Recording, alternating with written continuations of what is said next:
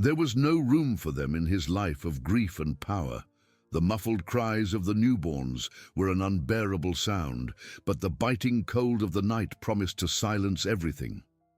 With a heart petrified by the pain of loss and boundless ambition, the widowed magnate left the fragile twins to the mercy of fate in the icy depths of a forgotten forest. He turned his back, convinced that his secret would die there in the darkness. But what he didn't expect was that the forest had its own guardians, and one of them was about to roar, changing the destiny of those lives forever. With each step that took him away from that somber spot, the magnate felt a chilling relief spread through his chest, a bitter sensation he mistook for peace. The image of the small bundles, abandoned among the twisted roots of ancient trees, tried to infiltrate his thoughts, but he repelled it with the same ferocity with which he had built his empire. For him, the silence that would follow would be proof that he had done what was necessary, that nature, in its ruthlessness, would resolve what he considered an unbearable burden and an obstacle to his cold ambition. He didn't look back, his face a mask of stony determination, his eyes fixed on a future where the memory of his wife and the existence of his children would no longer cloud his vision of power. As the man's figure dissolved into the impenetrable darkness of the night, another, almost imperceptible movement began to unfold in the forest. Not far from there, an imposing, almost ethereal shape glided silently among the dancing shadows of the trees.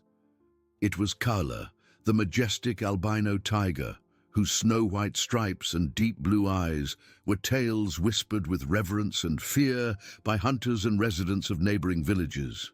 He was no ordinary beast. There was an ancestral wisdom in him, an aura of mystery and a wild beauty that set him apart. That night, however, something different drew him. It wasn't the familiar scent of prey, nor the smell of an intruder. It was a faint sound, a sharp, persistent wail that seemed to tear through the solemn quiet of the forest. Kala approached with the instinctive caution of a predator, but without the intent to hunt. His steps were soft, almost ethereal, over the damp carpet of dry leaves and moss. His piercing eyes fixed on the two small bundles of fabric from which the increasingly desperate and piercing cries emanated. He sniffed the air, catching the sweet, unmistakable scent of new life, so fragile and vulnerable. A primitive instinct, unlike any he had felt in his long life in the jungle, began to awaken in his wild chest, a strange warmth. He tilted his head, observing the tiny hands flailing in the cold air, the little faces reddened by the intensity of their weeping, so helpless. The twins, still wrapped in thin blankets that barely protected them from the damp, penetrating cold of the night, felt the utter helplessness of their situation. Their small bodies trembled uncontrollably, and crying was the only language they knew to express terror, hunger, and abandonment. Suddenly, a vast white shadow covered them, and the air grew warmer. They opened their tiny eyes, still blurred with tears, and saw the tiger's imposing head hovering over them. There was no ferocity in his blue eyes, only a deep curiosity and a strange, almost unbelievable gentleness. Kala, with a slow, careful movement, nudged one of the bundles with his snout, emitting a low, vibrating purr, a sound that, to the babies, was a mixture of strangeness and primordial comfort. The forest, which the magnate had hoped would be the silent tomb of his darkest secrets, was now transforming into the cradle of a wild miracle. The albino tiger, the unexpected guardian, lay down beside the twins, his soft, warm body offering refuge against the relentless cold and the night's solitude. He delicately licked the forehead of one of the babies, a gesture that seemed to transcend the barriers between species, a touch of pure compassion and instinctive protection. The little one's crying gradually began to subside, replaced by deep sighs and eventually by peaceful sleep, lulled by the warmth of the beast and the steady, comforting rhythm of its powerful breathing. The legend of Kala, the protective tiger, was about to be rewritten and told, and with it, the fate of those who were abandoned and of the one who abandoned them. The sun would soon rise, and with it, the truth would begin to emerge, dragging the magnate back into the darkness he had tried, in vain, to create for himself. The first rays of sun broke through the dense forest canopy, painting the damp ground with golden and emerald patches. Kala, the majestic albino tiger, raised his head, his deep blue eyes scanning the horizon with serene vigilance. The twins, nestled against his soft, warm flank, slept soundly, their little faces now relaxed and free from the tears and terror of the night. The fresh morning air carried the scent of dew and damp earth, but also a distant murmur, the sound of human voices approaching, breaking the sacred quiet of the jungle. Not far from there, a small group of hunters and gatherers from the neighboring village, led by old Ilara, a man of ancestral wisdom and tired eyes, made their usual way through the forest. They were searching for medicinal herbs and small animals, but an unusual gleam in the dense vegetation caught the attention of one of the younger men, Kyle. "Ilara, look! Is that Kyla?" he whispered, pointing with a trembling hand. Everyone's heart quickened. Kyla was a legend, rarely seen, and always at a respectful distance, a forest spirit that manifested only in tales. As they approached, the scene unfolding before them defied all logic and belief. There lay the imposing albino tiger, not in a hunting or threatening pose, but reclining with an almost palpable tenderness beside two small bundles. The silence that followed was broken only by the birdsong and the tiger's soft purr, a sound that vibrated in the air. The hunters, accustomed to nature's brutality and the jungle's ruthlessness, were paralyzed, their eyes wide with astonishment and disbelief. It was a tableau of wild and inexplicable beauty, a miracle that seemed to have been woven by the forest itself. Ilara, with his long life experience and deep respect for nature, was the first to recover from the shock. He took a hesitant step forward, hands raised in a gesture of peace, though his body trembled slightly.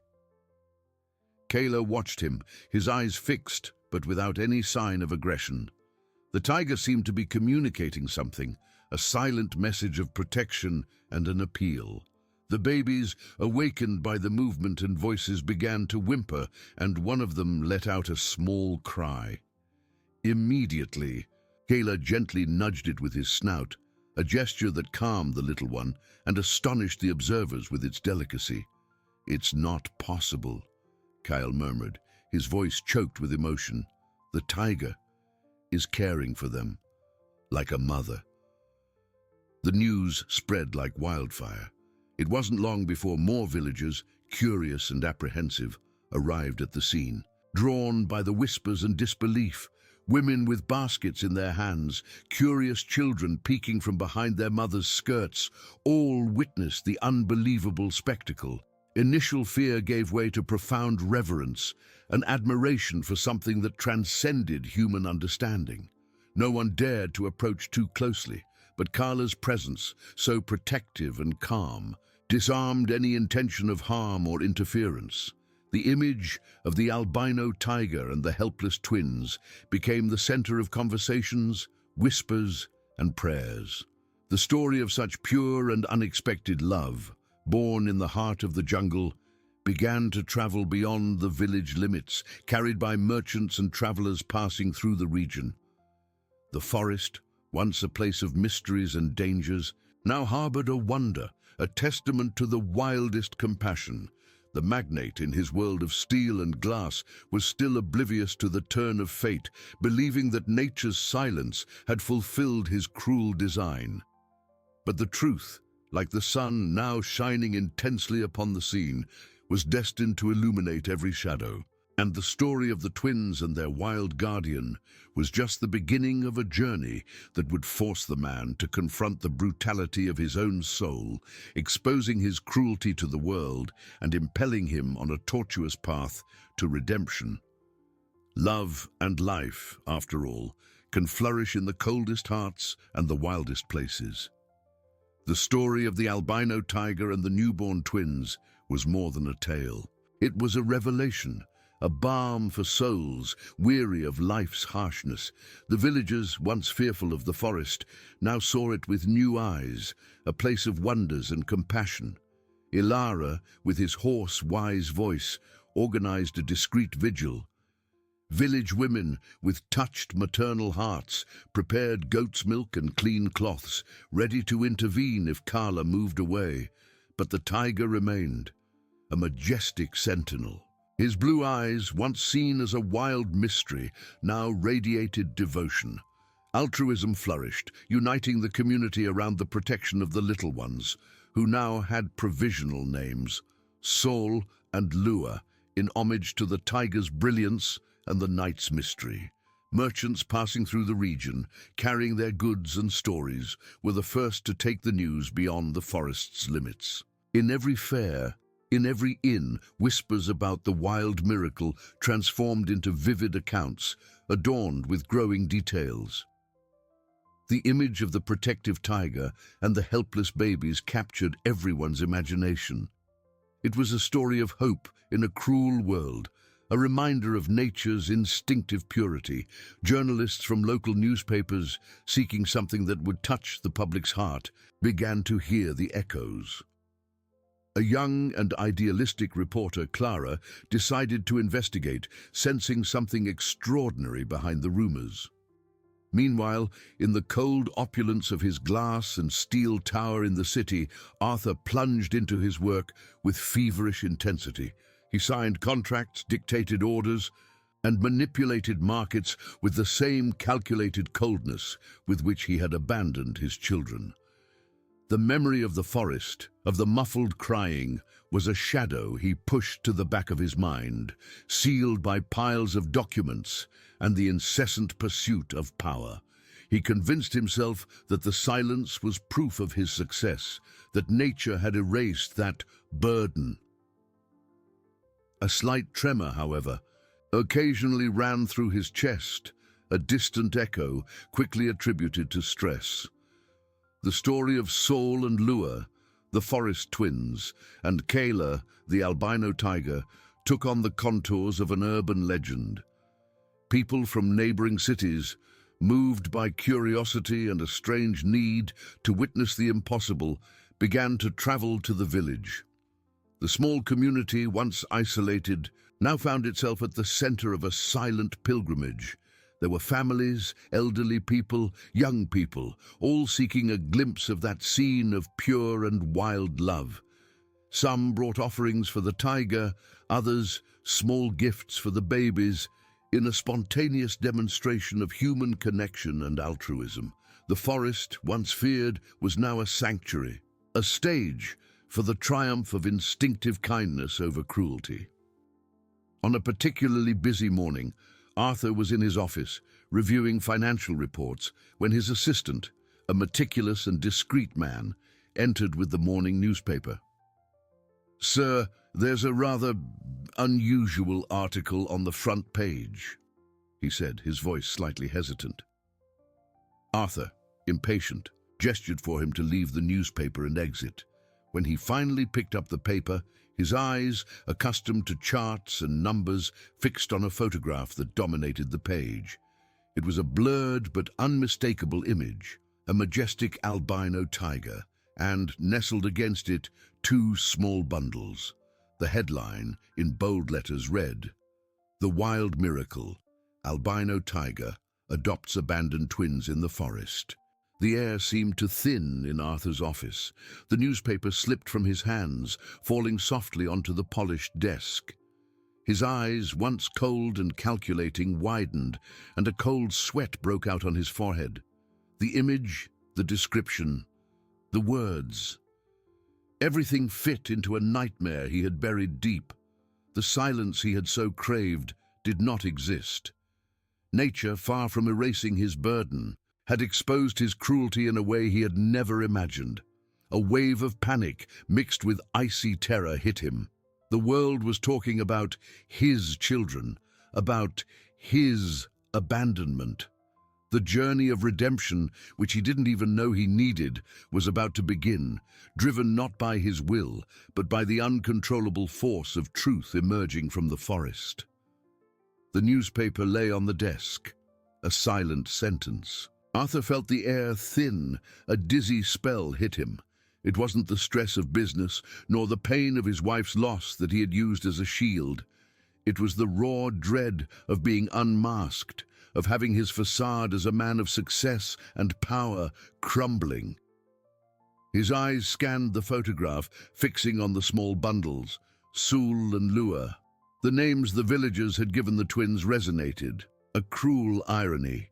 He had wanted them erased, forgotten, but the forest had transformed them into living legends, and him into the anonymous villain behind the abandonment. A cold sweat trickled down his neck. Arthur tried to breathe deeply, but his chest felt compressed by an invisible weight. He stood up abruptly, knocking over his chair with a crash in the silent office. He walked to the panoramic window, looking out at the city he dominated, but which now seemed poised to devour him. The twinkling lights, once symbols of his triumph, now seemed like curious, judging eyes. His mind, always logical and calculating, was in chaos. How had he so underestimated life's capacity to manifest, for truth to come to light? The image of the majestic, protective tiger contrasted brutally with his own cruelty. While Arthur wrestled in his private hell, the story of Sul and Lua, the forest twins, and Carla, the albino tiger, exploded to unimaginable proportions. Clara, the young reporter, had done an exquisite job. Her articles, filled with moving details and photographs that captured the tiger's tenderness and the baby's fragility, were replicated by newspapers and television stations across the country. The public, thirsty for stories of hope and overcoming, embraced the narrative with fervor. Donations began to arrive at the small village, offering help for the babies and the community that had welcomed them. Human connection, once dormant, awakened in a chorus of solidarity. Social media was abuzz. Hashtags like Doug Wild Miracle and Tiger Twins dominated trends. Comments of indignation mingled with messages of love and support. Who could do such a thing? Thousands questioned, their words laden with revulsion. The search for the responsible party became a collective obsession, a cry for justice that reverberated in every corner. The forest, once a refuge for Arthur's secret, was now a stage, and he, the protagonist of a drama he did not want to perform. In his office, Arthur felt the net tightening. His company's phones wouldn't stop ringing, not just with business matters, but with interview requests about the story, veiled questions about his personal life. He ordered all calls to be filtered, but the feeling that the world was closing in on him was overwhelming. He tried to rationalize, to argue with himself that it was just a coincidence, that the babies couldn't be his. But the photograph, the description of the blankets, the location. Everything was a mirror of his own wickedness. His face, once impassive, now showed signs of anguish. Dark circles began to form under his eyes, and the line of his lips, always so firm, trembled slightly. He felt exposed, naked, even though no one yet knew he was the father. Shame, a feeling he had suppressed for years, began to corrode his armor. Justice, which he believed he controlled in his world of power, was now being demanded by millions of anonymous voices. The journey of redemption was no longer a distant possibility. It was an imposition, a tortuous path that fate, mediated by the instinctive purity of a tiger, forced him to tread. He needed to do something, but what? Panic mingled with a strange, almost imperceptible pang of something he didn't recognize. Perhaps, just perhaps, a glimmer of regret. Arthur's panic was not that of a man who feared the bankruptcy of his empire, but of someone whose soul was being exposed to public scrutiny. That glimmer of regret, once an almost imperceptible pang, now expanded, mingling with shame and an icy terror. He could no longer ignore the image of the small faces, nor that of the majestic tiger. The truth, like a rushing river, was breaking through all the barriers he had erected. His hands trembled slightly as he tried to pick up the newspaper from the table, but his fingers seemed not to obey. At that very moment, Clara, the reporter, felt a mixture of exhaustion and euphoria. Her articles had touched the hearts of millions, and the story of the twins and the tiger had become a global phenomenon. But for her, it wasn't just a report, it was a mission. In her small apartment, surrounded by piles of notes and photographs, she reread the villagers' testimonies, searching for any clue, any detail that could lead to the person responsible for such abandonment. Her eyes, though tired, shone with a fierce determination to bring justice to those helpless babies. She knew there was a deeper story behind the miracle, a story of cruelty that needed to be revealed. As the journalist delved deeper into her search, in the small village, altruism and human connection flourished. Donations continued to arrive, transforming the community's life. A small makeshift health center was set up, and village women took turns caring for Sol and Lua, who now grew strong and healthy under Kayla's constant vigilance. The tiger in turn had become a symbol of hope. His presence, once a mystery, was now a blessing, a living reminder that kindness could emerge in the most unexpected places. Kayla's blue eyes, which once inspired fear, now conveyed a deep peace and unwavering devotion to the little ones. In Arthur's office, the phone rang again, insistently. It was his assistant, his voice laden with concern. "Sir, the international press is calling. There's immense pressure for the company to take a stance on the twins' story. They're questioning our values, our public image." Arthur felt a knot in his throat. His reputation, built with so much effort and coldness, was at risk. It wasn't just the scandal of the abandonment, it was the implication that he, the ruthless magnate, could be linked to something so inhumane. Initial fury gave way to growing despair. He sat heavily in his chair, his body hunched, shoulders tense. The image from the newspaper with the photograph of Kayla and the babies seemed etched in his mind. The social media comments, which he had briefly glimpsed, echoed in his ears. Monster! Who would do that? He felt the weight of every word, even if they didn't yet know they were directed at him. The armor he had worn for years, made of indifference and ambition, began to crack. Shame was a slow poison, corroding him from within. Arthur closed his eyes, and for the first time in a long time, allowed himself to feel the pain. Not just the pain of his wife's loss, but the pain of his own cruelty, the pain of having abandoned his children. The glimmer of regret now was a flame burning in his chest, a flame that demanded a response. He knew he could no longer hide. The journey of redemption was not a choice, but an imposition of fate, mediated by the instinctive purity of an animal. He needed to act, not just to save his reputation, but to confront the brutality of his own soul. Opening his eyes, Arthur picked up the phone. A difficult decision beginning to form in his mind. Arthur picked up the phone, the decision still nebulous, weighing on his soul. It wasn't a business decision, where every move was calculated to maximize profits. It was something that touched the core of his existence, a fissure in the armor he had built over the years. He dialed his lawyer's number, a man as cold and strategic as himself, but who now seemed like a bridge to an unknown abyss. "Prepare a press release," Arthur said, his voice a little hoarser than usual, "about the story of the Forest twins. Our company will make a substantial donation to the village and offer support for the construction of a childcare center. Emphasize our commitment to the community and well-being. The lawyer, accustomed to Arthur's direct and impersonal orders, noticed the strange urgency in the magnate's voice, but did not question it. It was a public relations move, he thought, to divert attention from the media pressure. While Arthur tried to control the narrative, Clara, in her apartment, felt she was on the verge of uncovering something bigger. She had received an anonymous email with a photograph of a baby blanket, an unusual pattern, and a short message. "This was found near the forest where the twins were abandoned. Maybe it will help." Clara's heart pounded. She recognized the pattern. It was the same as the blankets in the twins' photographs. But the email photo showed the blanket in a different setting, a kind of luxurious room with a subtle crest embroidered in the corner.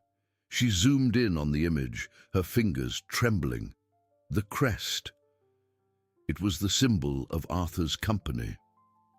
In the village, Sul and Lua, now a few months old, were everyone's joy. Their laughter echoed through the small hut where the women took turns caring for them. Kala, the tiger, remained a constant and protective presence, lying near the entrance, his blue eyes observing every movement. Ilara, the elder, felt a deep peace seeing the baby's happiness. "They brought light to our forest," he murmured, watching the children play with a small stick. The community, strengthened by altruism and unity, was more vibrant than ever. Arthur's donations, though not yet disclosed, were already on their way, and news of a great anonymous benefactor began to circulate, generating hope. Back in the office, Arthur felt a momentary relief after the call, but the unease persisted. He had tried to buy peace, to silence the voices, but he knew it was a temporary solution. The image of the crest on a baby blanket, which he had seen in a company marketing report for infant products, came to his mind. He had rejected the line, deeming it unprofitable. Now, the irony suffocated him. He didn't know Clara was so close that such a small detail could unravel his secret. Clara, in turn, was in ecstasy and apprehension. Arthur's company crest. She knew it was a shot in the dark, but the coincidence was too strong. She spent the night researching the company, Arthur, and the line of infant products he had cancelled. She discovered that the blankets with that specific crest had been produced in a limited quantity, as launch samples, and that some had been distributed internally. The puzzle piece was fitting, and the image of Arthur, the ruthless magnate, began to merge with the figure of the cruel father.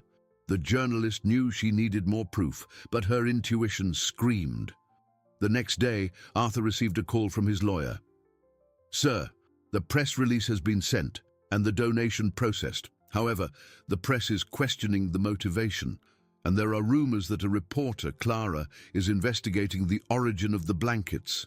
Arthur felt the ground disappear beneath his feet. The turning point had arrived. It was no longer about public relations. It was about the truth. He needed to act, not to hide, but to confront what he had done. The journey of redemption now was a race against time, driven by the imminent revelation and by that flame of regret that finally burned brightly in his chest. He knew the next step would be the hardest of all. Arthur hung up the phone, the device feeling heavy in his hand. The ground hadn't disappeared beneath his feet, but the sensation was that an avalanche was about to crash down on him, burying years of coldness and ambition. The mention of Clara, the reporter, and the investigation into the blankets. It was the end of the line for any attempt at dissimulation. The flame of regret, once a glimmer, now burned fiercely, consuming the armor of indifference that had protected him for so long. He found himself standing in the middle of the luxurious office, but the opulence seemed empty, meaningless, a stage for a play he no longer wanted to perform. What had he built? An empire of steel and glass, but at what cost? The image of his wife, smiling, and then the searing pain of loss, the despair that led him to an unthinkable act, all mingled in a torrent of emotions he had kept locked away.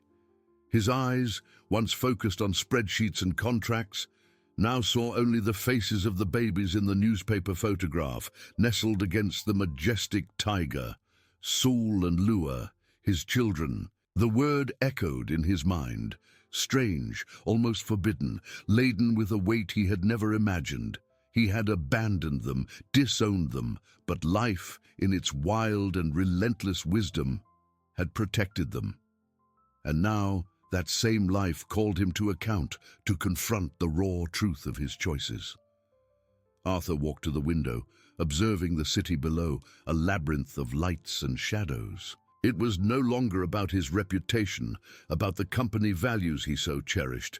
It was about the brutality of his own soul, about the chance for redemption that somehow still seemed possible. He needed to see, with his own eyes, the miracle he had tried to destroy. He needed to confront not only the world, but himself in a painful and inevitable reckoning. With a determination that surprised even himself, a strength that sprang from a place he thought was dead, he dialed his private pilot's number. Prepare the jet, immediately. Destination, the village closest to that forest, and let no one know where I'm going. His voice, though still hoarse, carried a new firmness, not the calculated coldness of before, but the resolve of a man about to face his greatest fear and his greatest shame. As Arthur prepared for his journey, Clara, in her small apartment, felt she was on the threshold of a major discovery. She had spent the night reviewing every detail, every photograph, every testimony. The crest, the unusual blanket pattern, the limited production date. Everything pointed in the same direction. A shocking truth she barely dared to utter. She knew she needed undeniable confirmation. With her heart pounding, a mixture of nervousness and excitement, she typed an email to Arthur's company's press office, attaching the blanket photograph and asking a direct and incisive question about the item's origin and its possible connection to the magnate. It was a shot in the dark, but she felt it was the right time for justice. Truth, she fervently believed, always finds a way, no matter how tortuous. In the village, life followed its tranquil rhythm, blessed by the presence of the twins and Carla. Saul and Lua, now older, laughed and babbled, their small movements supervised by the village women whose maternal hearts filled with joy and by the tiger's watchful, protective gaze. Carla, majestic and serene, was more than a guardian. He was a family member, a living symbol of the compassion nature could offer. Ilara, sitting in the shade of a leafy tree, watched the children play, her eyes filled with ancestral wisdom. Life always finds a way, even where darkness tries to prevail, she murmured to herself, a soft smile on her lips. Oblivious to the storm brewing in the outside world, the community, united by altruism and human connection, flourished around that wild miracle, while Arthur's shadowy figure approached, driven by a painful and inevitable redemption. Arthur, aboard his private jet, looked out the window, the landscape transforming from glittering skyscrapers into vast, dense forests. Every mile traveled was a step toward the unknown, a step out of his comfort zone and into a territory where his rules held no sway. The aircraft landed on a small dirt airstrip, and Arthur disembarked, smelling the damp earth and leaves, an aroma he hadn't smelled in years. The air was different, purer, wilder.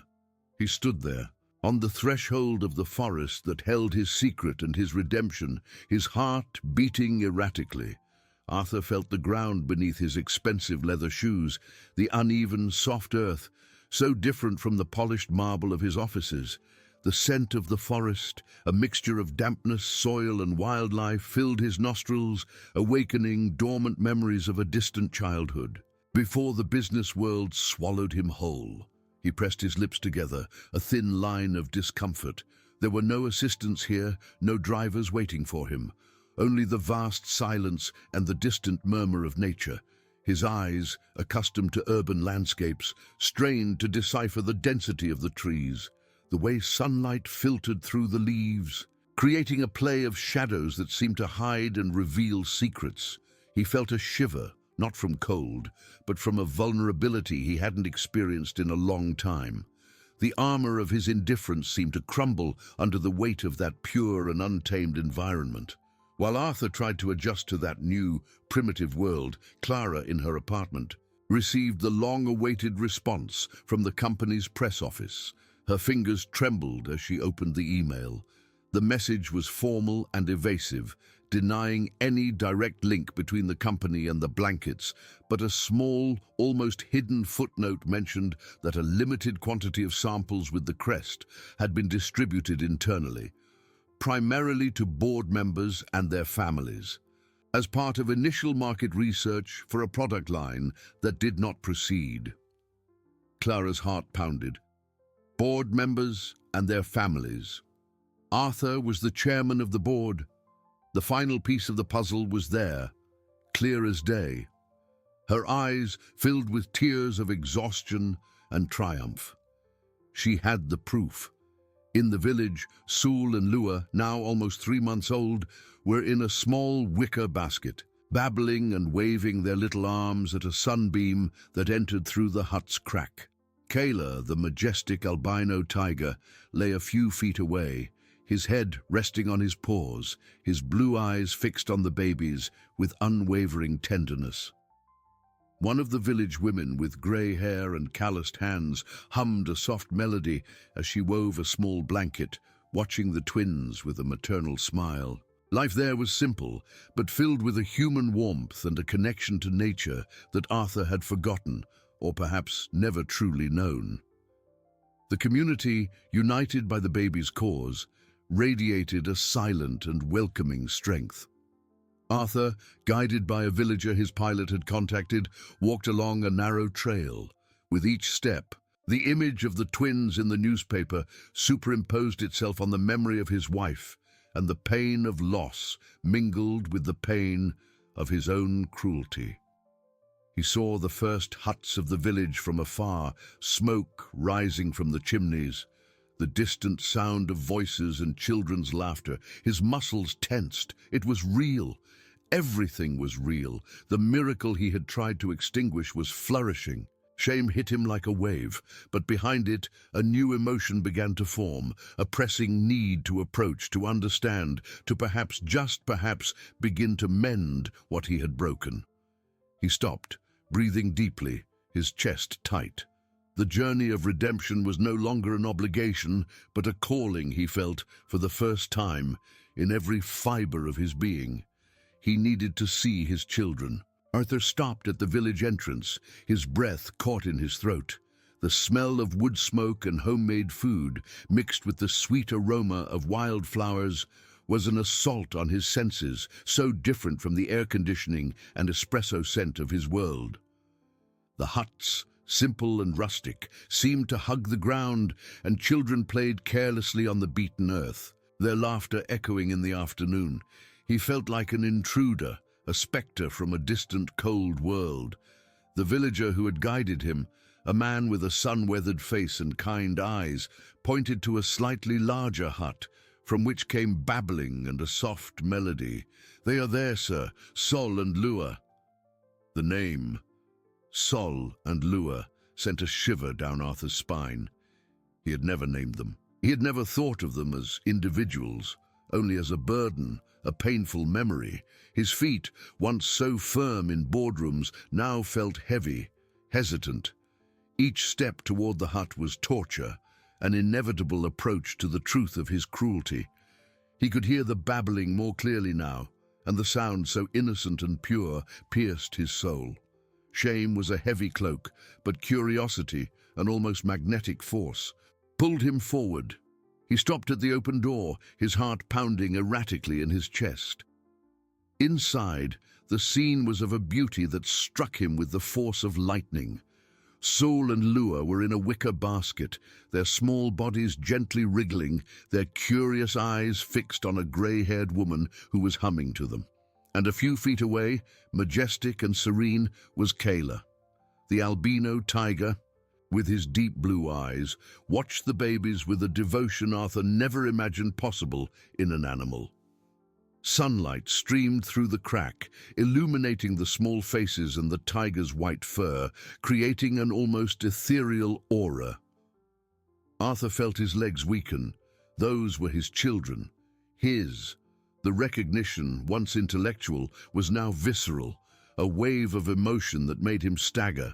The small faces, so similar to his deceased wife's, were a mirror of his own failure, his abandonment.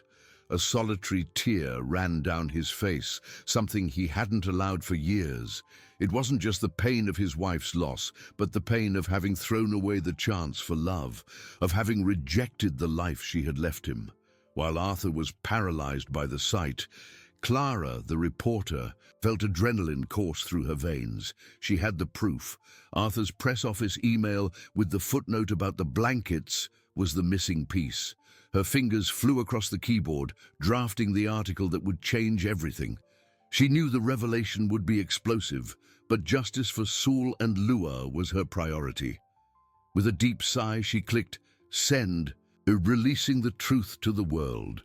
The clock marked the beginning of a new era where cruelty would be exposed and redemption, perhaps, would begin.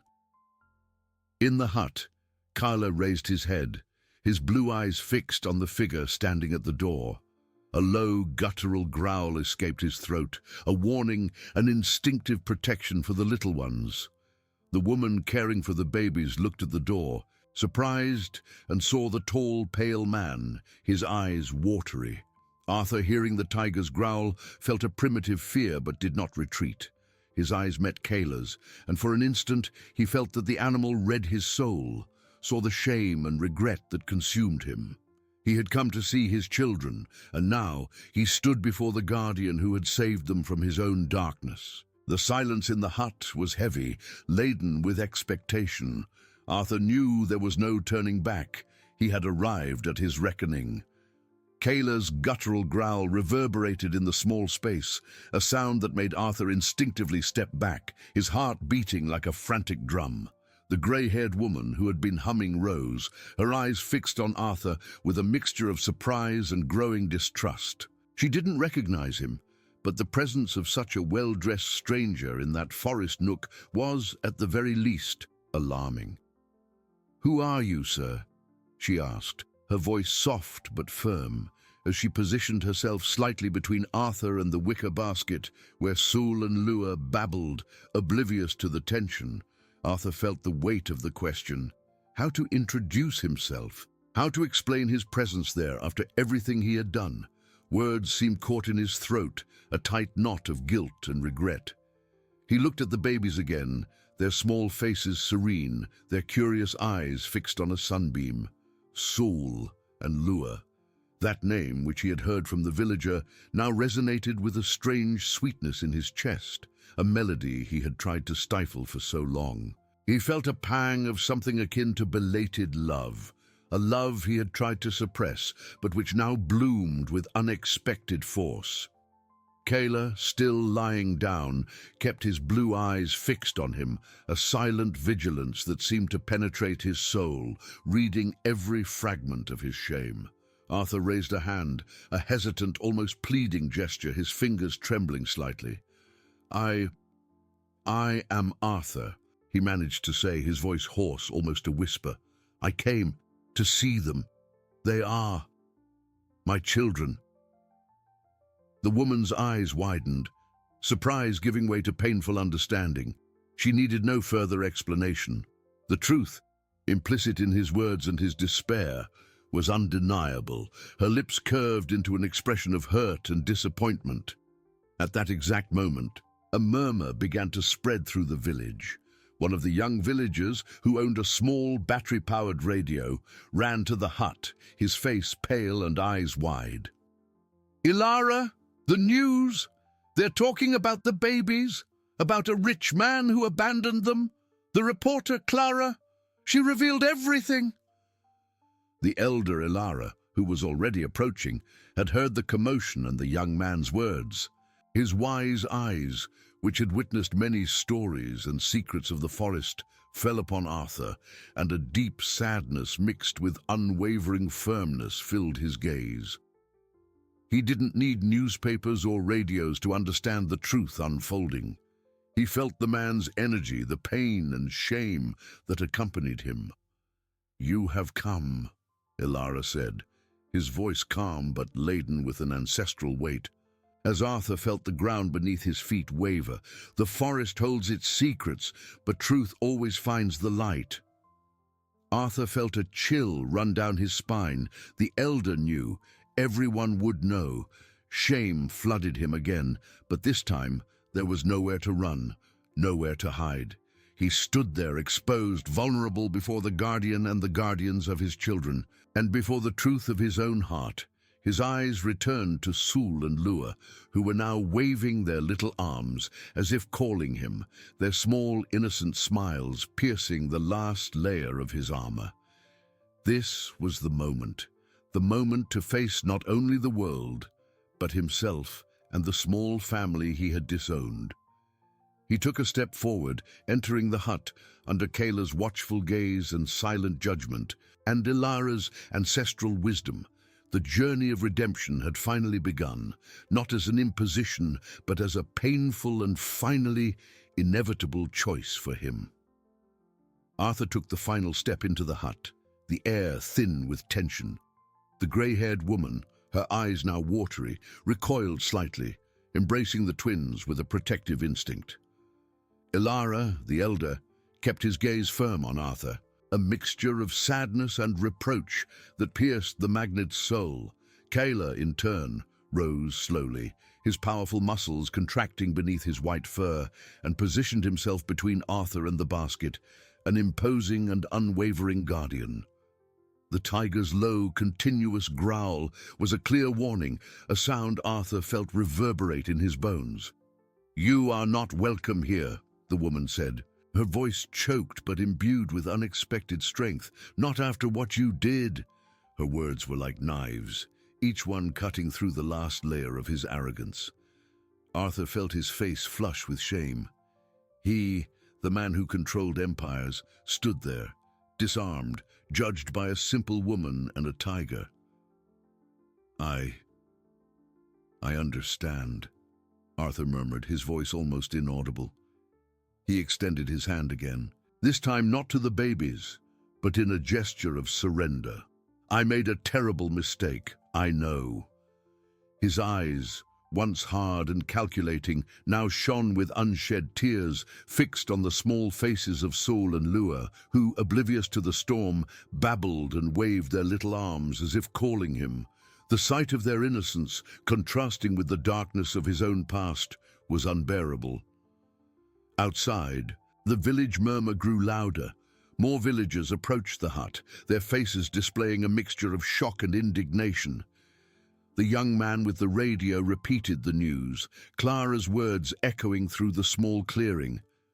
Magnate Arthur, the abandonment of the twins, the blanket proof. The truth now was a wildfire, consuming his reputation, his legacy. Arthur felt the weight of everyone's gaze, a collective judgment that was more painful than any newspaper headline. He had tried to buy silence, but the truth, as Ilara had said, always finds the light. Ilara stepped forward, his slender but imposing figure emanating a silent authority. "The forest welcomes the lost, Mr. Arthur, but it also demands the truth. Your children were found by nature's compassion and protected by this guardian. What will you do now to earn their forgiveness? And your own?" The elder's voice was both a balm and a sentence, a question Arthur knew he could only answer with actions. He looked at Carla, who still watched him with his piercing blue eyes. The tiger was not just an animal, it was a mirror, reflecting Arthur's brutality and the purity of an instinctive love he had scorned. Arthur felt a pressing need to kneel, to beg, not for public forgiveness, but for the chance to reconnect with those small beings who were the last bridge to his wife, to his humanity. "I will do whatever it takes," Arthur said, his voice gaining a new firmness, not of power, but of a painful and sincere resolve. He was no longer the untouchable magnate. He was a father who had failed, a man seeking redemption, exposed and vulnerable. He knew the journey would be long, arduous, and that forgiveness would not be easily granted. But for the first time in years, he felt a spark of hope, a chance to rebuild, not an empire of steel and glass, but a life. He raised his eyes to the woman, to Ilara, to Kayla, whose blue eyes seemed to penetrate his soul. I need to learn. I need to prove that I can be worthy of them. Still, under Kayla's watchful eye and the villagers' disapproval, Arthur felt an impulse. He took a small, polished metal object from his pocket, a discreet brooch he had always worn on the lapel of his expensive suits. It was his family crest, a symbol of power that now seemed empty. With trembling hands, he placed it on the ground, at Ilara's feet, a gesture of divestment, of renouncing his old self. "I cannot undo what I have done," he began, his voice still choked, but laden with palpable sincerity. "But I can try to make amends. I can try to be the father they deserve, the man my wife would have wanted me to be." The woman caring for the twins, whose name was Lena, softened her expression slightly, though distrust still lingered in her eyes. She looked at Ilara, seeking guidance. The elder, with his ancestral wisdom, watched Arthur carefully, his piercing eyes assessing every nuance of his despair. He slowly bent down, picking up the brooch from the ground. "A symbol of power, Mr. Arthur," Ilara said, holding the brooch in his palm. "But true power lies in humility and love. Are you willing to learn the language of the forest, the language of the heart?" Arthur nodded vigorously, his eyes fixed on the twins. "I am. I will stay. I will do whatever it takes. I will work. I will care. I will learn." He knew it wouldn't be easy, that the distrust was deep and deserved, but the image of Sul and Lua, so small and innocent, was a beacon in his darkness. Kala, who until then had maintained a defensive posture, slowly lowered his head, an almost imperceptible movement, but one that, for Ilara and Lena, was a sign. The tiger had not retreated, but his aggression lessened, as if observing, assessing the man's sincerity. Lena, with a sigh, looked at the babies. "They need love, Mr. Arthur. A love you didn't give them when they were born." She paused, her eyes watery. "They need a father." Her words, though painful, were also an opening, a small glimmer of hope. Arthur felt his heart clench, but also a new determination. He would not flee. He would face every look of reproach, every word of pain, if it meant a chance to get closer to his children. Ilara, with a nod, indicated for Arthur to sit on a rustic bench near the hut's entrance. "Stay, Mr. Arthur. Observe. Listen. The forest and its inhabitants have much to teach." It was a first step, a hesitant invitation to redemption. Arthur sat down, feeling the weight of the world on his shoulders, but also a strange lightness, the lightness of someone who had finally shed a heavy burden of pride and ambition.